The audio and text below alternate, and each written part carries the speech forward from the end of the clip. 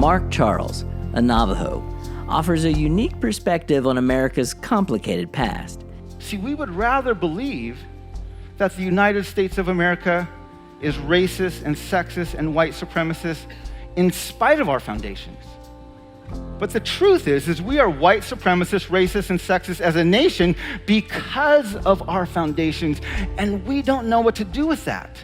He regularly writes and speaks about problems with the country's founding and has a message of hope to overcome past troubles by creating more dialogue between Native peoples and the rest of the country.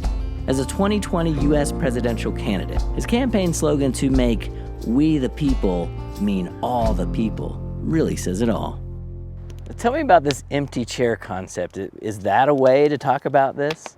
In 2009, Congress passed House Resolution 3326, which was the 2010 Department of Defense Appropriations Act. Page 45, subsection 8113 was titled Apology to Native Peoples of the United States. What followed was a 7-bullet point apology, mentioned no specific tribe, no specific treaty, and no specific injustice.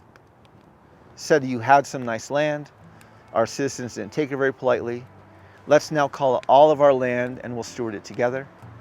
And then it ends with a disclaimer saying nothing in here is legally binding. To date, this apology has not been announced, read, or publicized by the White House or by Congress.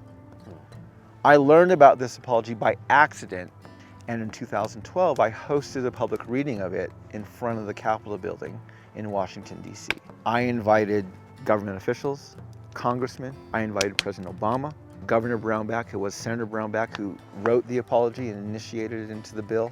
By and large, any sort of national leader declined to come, and we had maybe 150 people show up from the grassroots.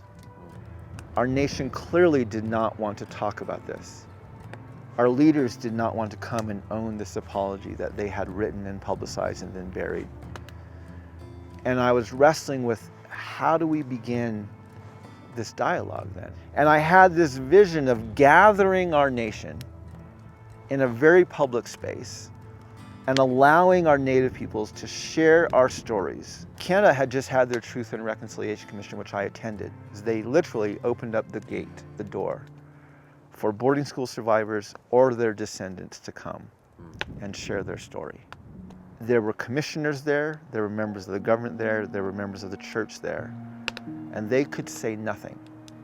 They couldn't defend themselves, they couldn't justify themselves, they couldn't explain themselves, and the only time they were allowed to speak was at the very end when they gave commitments of reconciliation. Now that they had heard the perspective of what happened from the people who were in their boarding schools, what were they going to do to make sure this history never happened again? It was beautiful. And as I sat there, often almost driven to tears, because there were people, oftentimes my age, who would come forward. And they would say a story similar to what I'm just going to say right now, which is they would come forward and they would say, my grandmother was a boarding school survivor, and she was abused in the boarding school. And she abused my mother, and my mother abused me. And I am now here telling this story for the first time in our family, because I just had my first child, and I am determined I am not going to pass this legacy of abuse on. And so I am here speaking this truth, telling this story to begin the process of healing. And I heard versions of that, person after person, day after day, session after session. And it was beautiful, and I began to realize how telling this story would be an amazing step towards healing.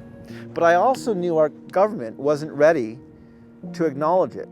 I knew, because we had tried doing the apology, we wasn't ready to have this conversation. So I laid out this concept of, what if we had an empty chair? We had a gathering.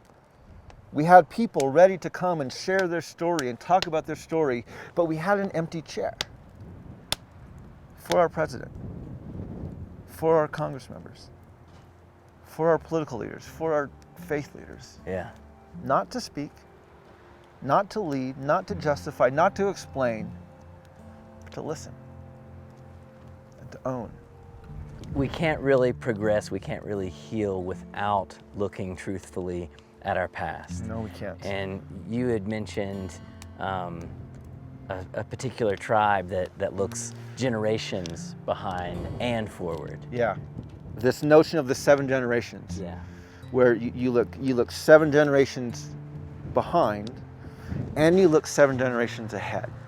And Western culture is so much just about looking ahead, but even looking ahead only to the immediate, my life or my children's life, maybe my grandchildren's. But looking 7 generations ahead, it helps you understand that you're not an individual living for yourself. You're a part of this broad, multi-generational community that is dependent upon the wisdom gained from the past so that you can move in a healthy way into the future. And this is something I'm adamant, I'm convinced our nation needs. We have to get out of this short term, what is going to be good for us today. So would you say that it is of utmost importance for not only Native Americans to maybe look back and appreciate where they came from, which is what you did, but for all of us? I mean, if we're going to have this dialogue, we all have to take a hard, truthful look at where we've come from so we can figure out how to go forward. Yes, the quote I love to use is by George Erasmus, who's Dene, indigenous tribe to what's now known as Canada. And he said, when he was writing about the Truth and Reconciliation Commission in Canada, he said, where common memory is lacking, where people do not share in the same past, there can be no real community. If you want to build a community, he wrote, you have to start by creating common memory. I love that quote because I think it gets to the heart of our nation's problem with race, which is we do not have a common memory. Yeah. We have a white majority that remembers this mythological history of discovery and expansion, opportunity and exceptionalism. And we have indigenous communities and other marginalized communities that have the lived experience of stolen lands and broken treaties, of slavery and Jim Crow laws, of boarding schools and Indian massacres, of internment camps, of segregation, of mass incarceration, of families being separated at our borders. And there's no common memory. Yeah. And there's no point, and I've studied, there is no point in US history where the relationship, the community across racial lines has been healthy. And it's because we were founded in this broken space with this document known as a doctrine of discovery. It's been embedded into our foundations. And we've never learned how to talk about that history. I think we're reaching a tipping point. Our nation is beginning to recognize that we have some problems and the normal solutions are not going to solve them.